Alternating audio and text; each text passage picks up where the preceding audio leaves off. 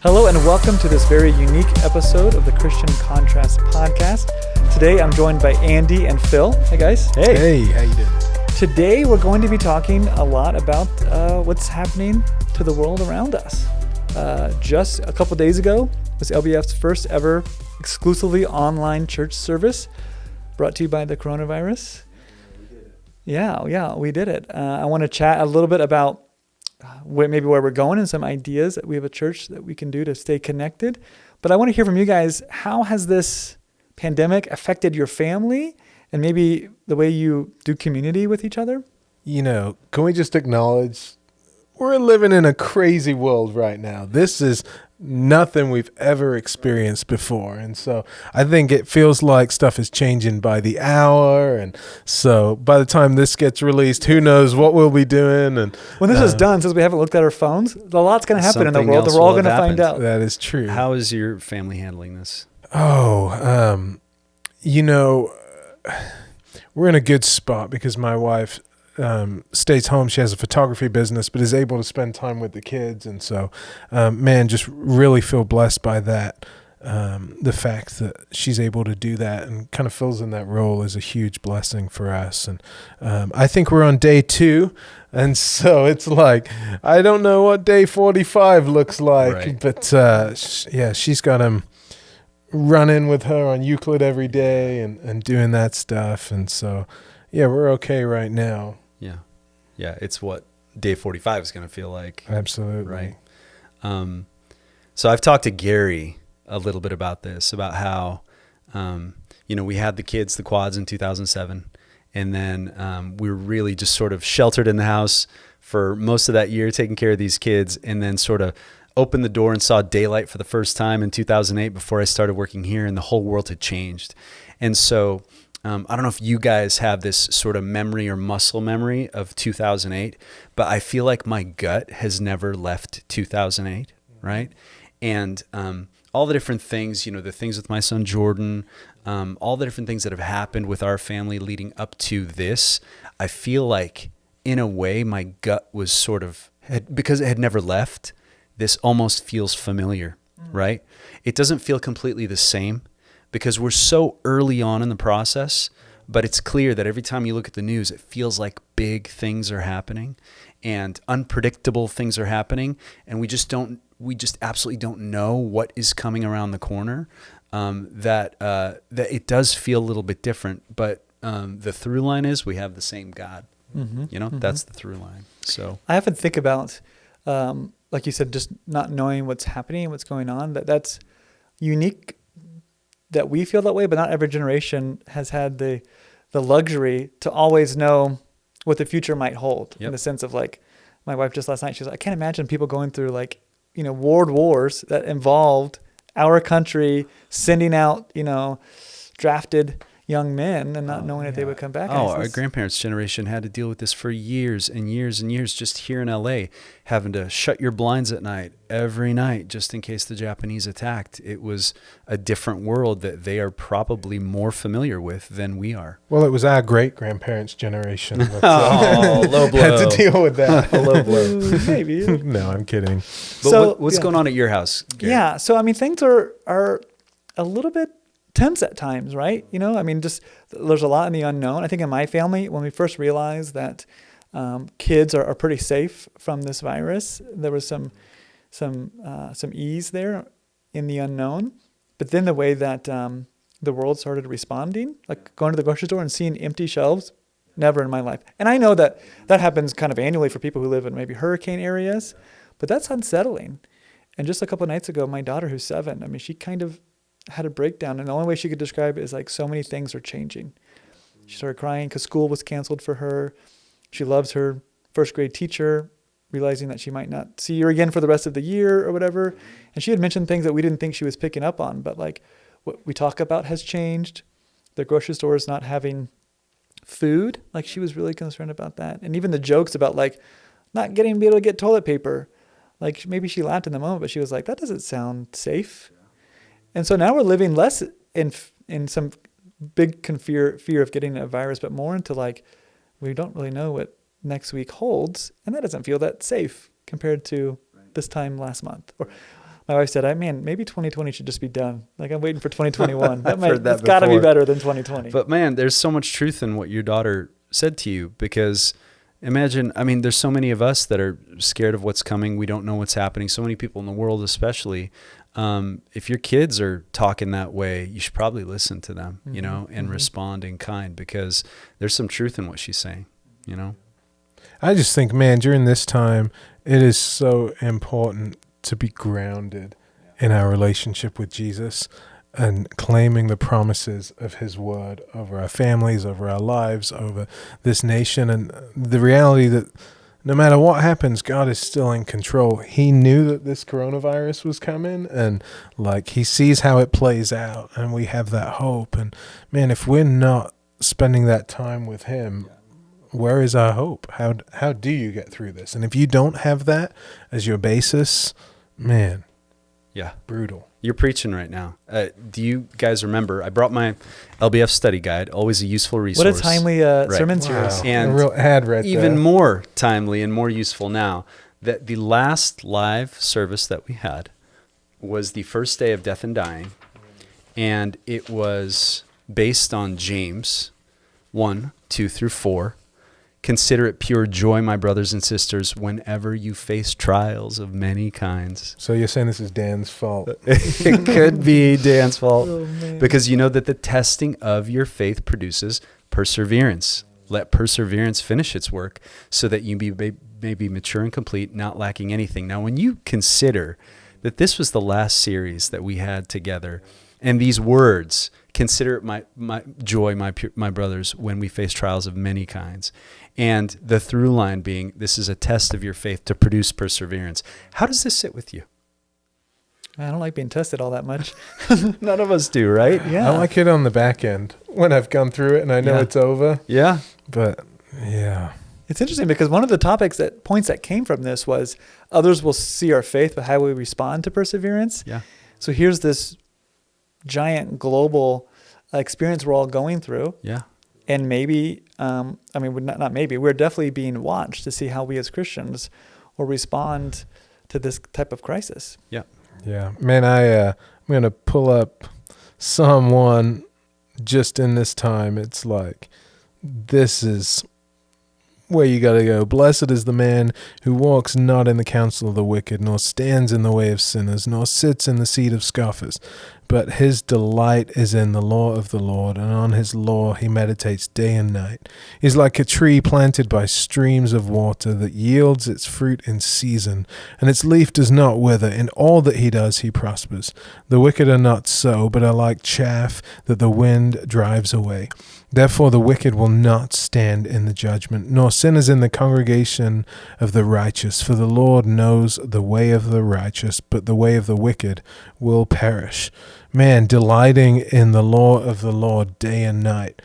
Or are we delighting in what CNN, Fox News has to say to us? And where do we go? Like, when we wake up, what are we doing? Man, I feel like I'm trying to remind myself of these truths and the scriptures, the hope that we have.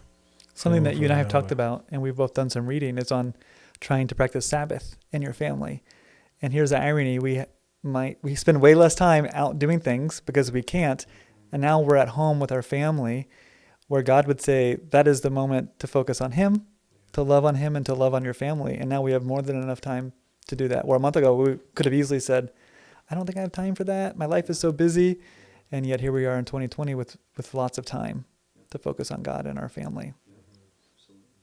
So I'd like to ask you guys, as our church family listens to this and watches this, they are curious about what church looks like now.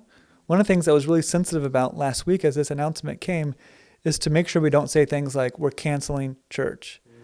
Because I don't believe that we're canceling church just because we can't meet on Sunday. I'd love to hear from you guys.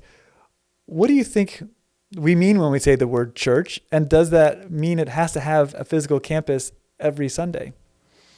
Well, how often do we say church is not the building, right? Mm-hmm. But it's the gathering together of believers, and so clearly right now, because of what the state, our government authorities are saying, we want to honor them by not getting together. But yet, just even on Friday when we got the news, we came up with this plan of we still want to have church together, but we're not going to be physically in the building. And so, yeah, it was just a crazy time. And I feel like all over the country, churches are in the same boat. And so it's fascinating watching how, the global church is responding to this. Yeah, and it was at least for my family, it was a unique opportunity to sit together. It was really, I think I just want to, right off the bat, Andy, yourself, Dan, the whole team just did such a wonderful job in creating a package that felt like it fit in our living room. It really did. It felt like you were there in our living rooms, and I got to sit with my family, which doesn't happen all the time at church on a Sunday. Wasn't it strange for you? Like, being at home Sunday morning? It was really different because the kids are eating breakfast on the couch while we're all watching it together. And, but there was a gratefulness I had in that moment to be able to experience church in that way.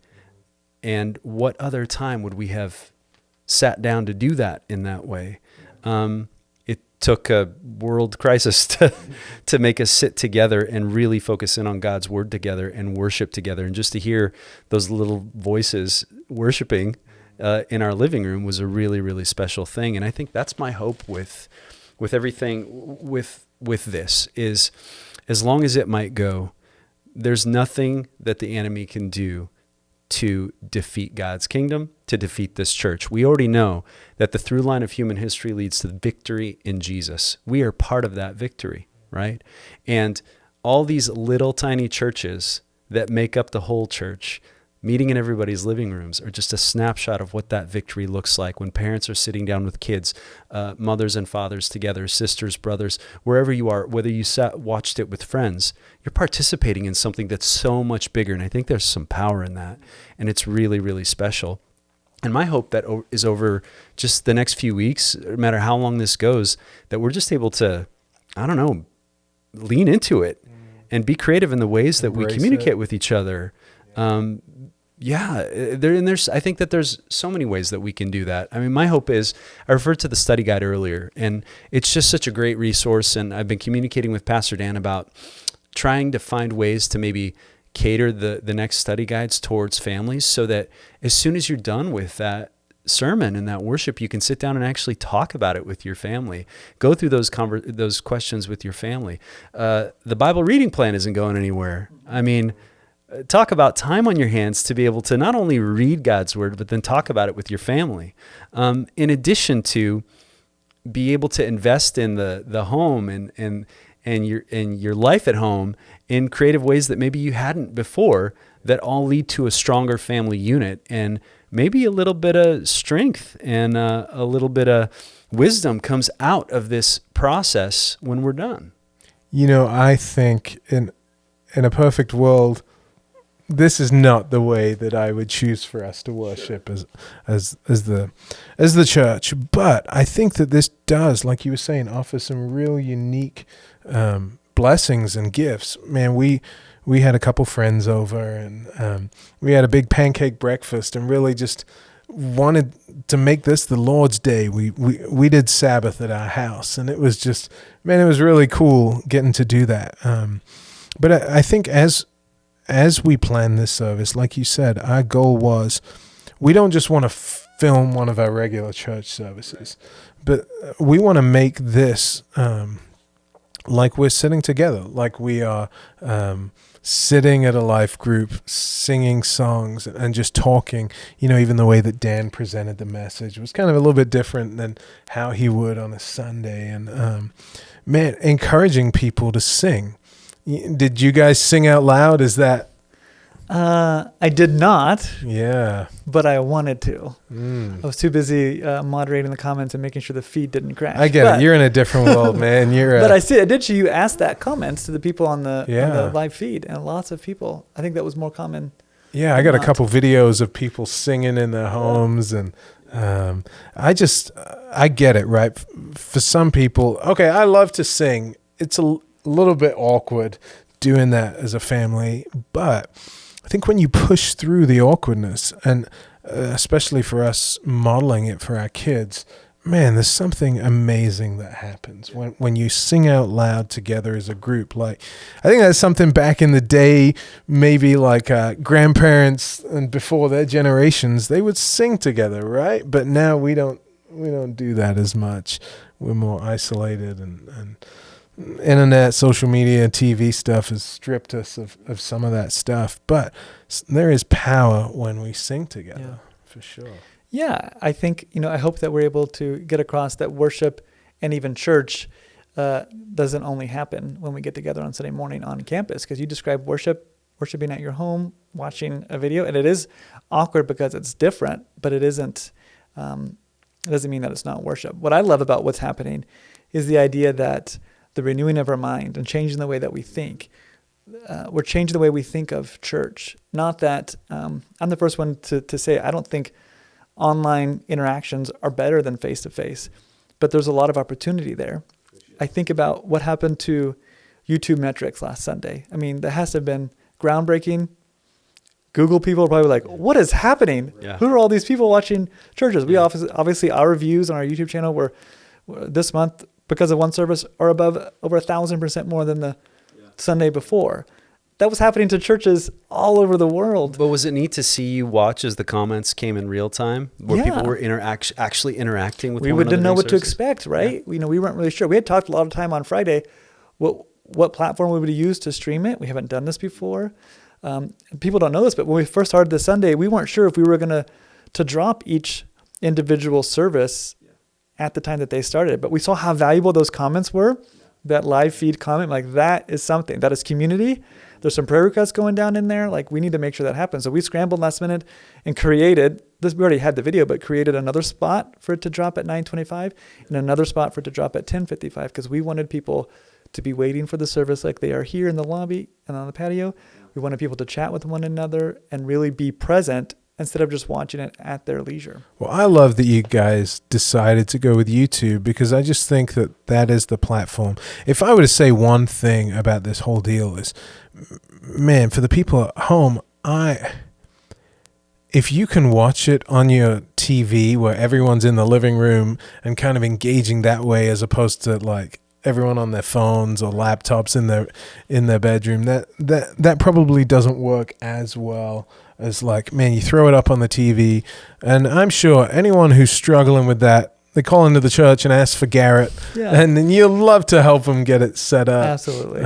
Make that happen. But that's the thing. Watching it on our TV really felt like we were invited into a service. Like even though it was on YouTube, it was something that felt like it was an intimate part of what we did that day. And then, again, just to be able to take and use this as a platform to exercise new and unique behaviors at home that would be beneficial, is to use that study guide to further lean into the Bible reading plan. I mean, this is not a time where any of us are going to be complaining about not having time on our hands, right? This is a time on our hands time. This is a time where we can actually take and practice some of those Sabbath practices, right?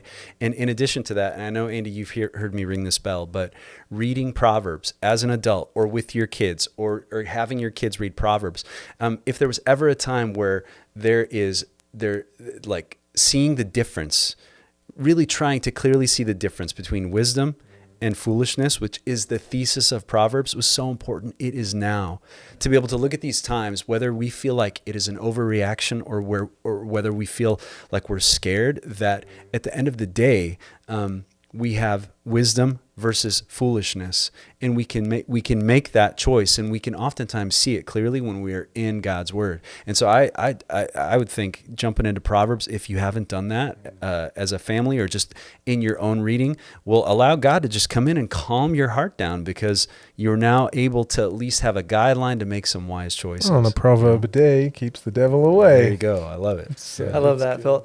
I love that you're jumping into some really practical stuff. I'd love to move in. Here's some tips from you guys, because not only is church on Sunday not meeting, we're probably experiencing some social distancing and isolation, where even community and even what we think of as worship is going to be different. How can we, the next 2 or 10 weeks, how can we practice some of these spiritual disciplines and Christian living in a new way. I'm curious, especially about worship. Like, Man, so Friday, right? The craziness is going. And how much has the rain and cloudiness just amplified the craziness? Yeah. And it's just been a wild time. We went to Trader Joe's and we went to Vaughn's and just like overwhelming. And we were sitting in the living room and I was like, we need to pray and sing. And so I went and grabbed a guitar and we're just sitting there singing. And for me, it's putting on worship music, singing spiritual truths. And, you don't have to be able to play the guitar to do that. You too, over there. Yeah. But I think just you can put on Christian music on iTunes, YouTube, whatever it may be. Just pick a song and, man, you can just sing that song together. And I think just when we praise together, anxiety is loosened, and when we sing together, when we worship, when we turn the attention away from ourselves, away from the world, away from the devil, but focus on God and focus on who He is, man, that's the place I want to be. And so, yeah, just doing that, whether you're in the car or whatever it may be, those are the times. Doesn't it feel even more important now? Like we almost had this, maybe you had the space to get home and watch TV and not think about how you can develop a space of worship in your family. But now knowing that Sunday touch point is gone, community-wise, it's like maybe at home now I need to be more intentional with my family to be playing worship music, because we're not going to get in the same way we have. You have to be, because even long before the past couple weeks, something that I've talked about to the men's ministry a lot and oftentimes said on Sunday morning is that if the devil can isolate you, then he can use your fears and insecurities against you in an effort to separate you from God, to separate you from the saving grace of Jesus and make you feel alone. And right now, we're sort of forced in a way to be alone, some of us with our families, but I know that there's others that are out there by themselves. And oftentimes in these situations, when we feel like we're in our hardest time, or when the world is closing in around us, to take and step through that and do a couple of different things. Number one, say, okay, Lord, I'm going to intentionally call out the blessings in my life and thank you for them. So amidst all the junk and the garbage, try and figure out, okay, what is it that I do have in my life right now? Do you have food? Do you have extra toilet paper? You have more toilet paper than everybody else? Whatever it is. Probably not. To be able to say, yeah, probably not. To say, thank you, Lord. I recognize this as a blessing. Yeah. And then B, to take, rather than to try and to live in that fear and anxiety, to take and use that energy and push it out towards other people. One of the things that I always try to think of in those moments by myself with Jordan at the hospital last year is that it's hard, but someone else has it worse. And for every single one of us, we can say that someone has it worse, someone has it better. And if someone does have it worse, then I have an excuse to be able to call someone up and check in on them. And that's my hope. And that's what starting today, that's what I'm trying to do, is text out to 5 people, hey, how you doing today? What's going on? And see if that can't lead to at least 1 or 2 calls. And so I ended up having a friend call me and check up on me and see how things were with us. If we can intentionally try and reach out to people, we're gonna start feeling like we are not alone. And of course, with technology and FaceTime and all the different things that we have, we can make real efforts to create community and to support one another without being in the same physical space together. Man, I'm a huge John Eldredge fan. Like, he's just one of my go-to guys. Author. And author, podcast, speaker, counselor, all that stuff. He has this thing called the 1 Minute Pause app, or Pause app, depending on where you're from. And this thing is awesome. There's like a 1 minute, a 3 minute, 5 minute, and a 10 minute. And it is all about bringing you back into union with God and refocusing your mind. And he leads you kind of through some scriptural prayers and just say, God, I need you.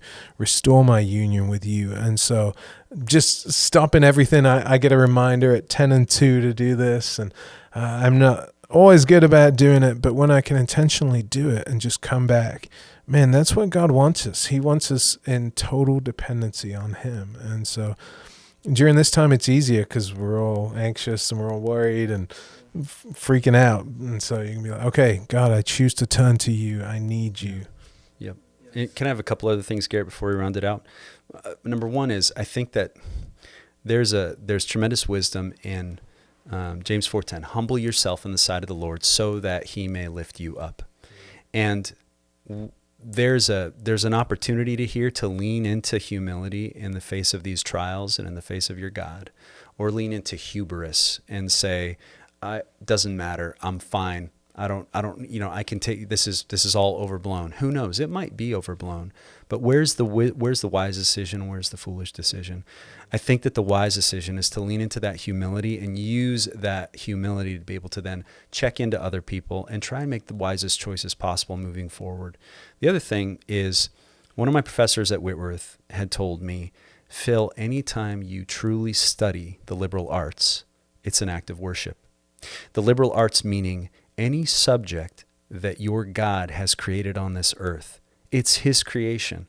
Math, science, art, any of these fields that all our folks are in, that we are in, when you lean into those things and try and learn more about those things, it is an act of worship. And so my hope as well is that during this time, especially with my kids, is that we can take some time to not just stop school, not just stop doing the things that were part of our routine, but try and create them at home and then create new things at home. Like, there's this new TV show called Lego Masters. We watched the first episode It was great, last right? night. It was great. Yeah. That amazing theme park. And so the kids were all riled up about Lego. And so we did a little Lego Master at our house and had them create a volcano with a story around it. And they all came and presented it.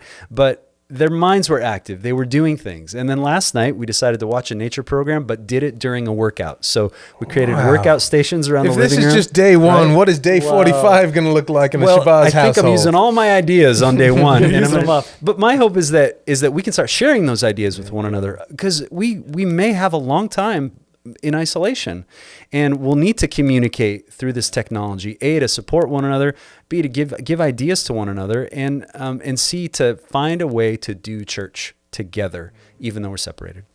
Yeah, I love those practical things. It's interesting because I spent a lot of time thinking about how we can develop community online, not thinking that would ever be the only way we would be able to experience community. And you shared some really great ideas on how to reach out to people. You shared a technology that is on your phone to connect with God. And I think that more than ever, we're going to have to be intentional about those times. I noticed that it takes more intentionality, because the temptation is to kind of just maybe go online and social media to distract us. But all we see is more updates about coronavirus and how scary it might be. We can kind of get lost from what God is trying to do in our families and in our lives to the distraction that online connection can be. But I think if we think about community and think about worship, we can use those tools, because I would imagine some of the stats, the amount of time people spend online, are going to go up. I just made a Lent commitment to spend less time online, Right. And yet here we are. Right. Something that I've said is you can use that time to do both of those things. I tell people, if you could look at 5 posts and thoughtfully respond to them, that's way better than looking at 100 posts and not saying a single thing. What does that accomplish? It's only you looking at someone else's posts and stories, but not being present. You can still be present online. When someone posts something they're going through in life because of this, you can say that you see them and that you're praying for them and offer community. It just takes some intentionality. For sure. I just want to thank you guys for being on the show. Thanks, Garrett. Yeah. It's been really fun talk. It's been good. I usually tell people, thanks for watching. We'll see you on Sunday. I can't say that, but make sure you guys are subscribed to our YouTube channel. We're going to be putting out a lot of content there. That's where our Sunday morning service is going to be, as well as potentially some ways in the middle of the week that you can connect with God and community. Thanks for watching.